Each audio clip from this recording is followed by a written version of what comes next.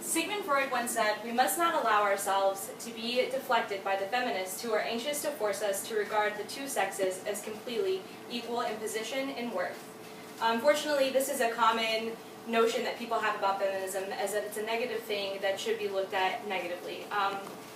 I'm here to convince you guys today that it is actually a positive thing by showing you the problems that arise from looking at feminism negatively, the causes of these problems, and the solutions to some of these problems.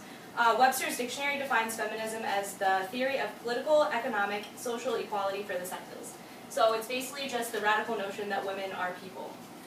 So let's look at some of the problems that come from the feminist movement being viewed negatively. First, we have the problem of women still not being equal.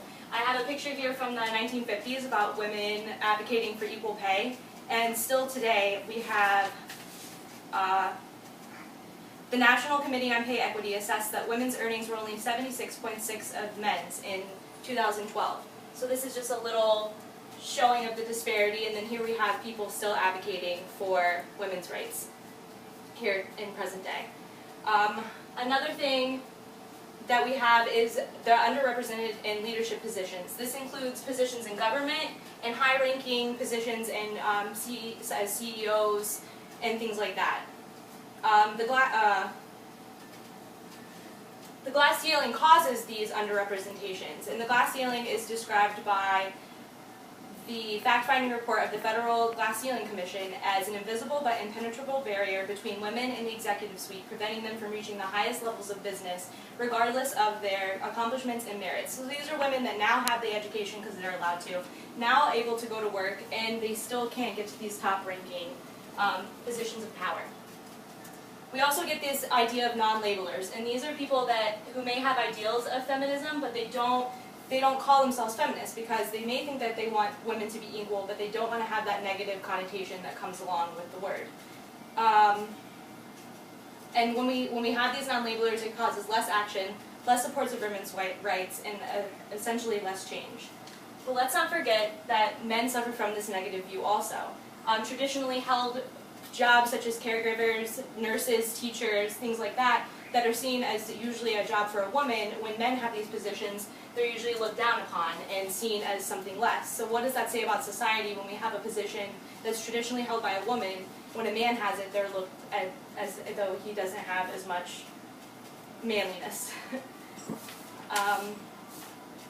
According to a national census from 2011, out of the 3.5 million nurses, only 330,000 were men.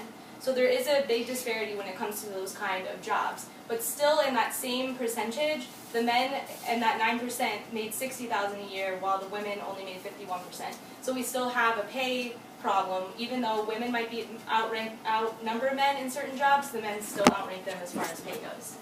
So let's look at some of the causes of these problems. We have extremists that distort the feminist view. Just like in every ideology, every religion, every kind of movement, there are people that take the idea and warp it into something that it completely is not. So we have all these bad ideas, man-hating, ball-breaking, hairy-like feminists, which is what people usually think of when they think about feminism. Alyssa Zucker, who's a professor and researcher at George Washington University, says that feminism has been targeted routinely as extremist, anti-male, anti-heterosexual, and even anti-women in its supposed disdain for stay-at-home moms. These claims against feminism are disconcerting not only because they are largely unfounded and unjust, but also because they detract from the movement's mainstream appeal and influence. So while people are thinking that this is what feminism is about, those real problems that we saw before, like pay equity, the glass ceiling, all of those things aren't being addressed because people just think that this is what it is. We also have misrepresentations in the media. The straw feminist is a phrase coined by Anita Sarkeesian, who's a media critic and has her master's in social and political thought from York University.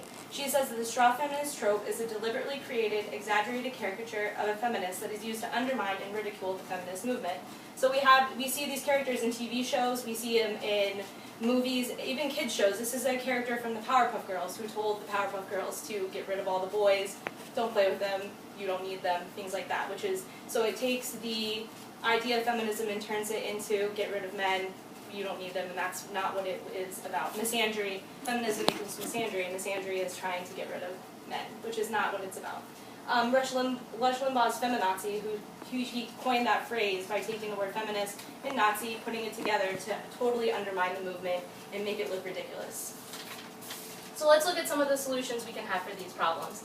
We have leadership programs. Bernadette Lim, who's a writer for Huffington Post and co-founder of Women Speak, says that Women Speak is a leadership and mentorship program that empowers young women to cultivate positive body image, deconstruct gender media stereotypes, and realize their leadership within their communities. So getting girls started early, knowing that they can be in these programs and learn that they really can do whatever they want to do and be empowered is a way that we can change these problems.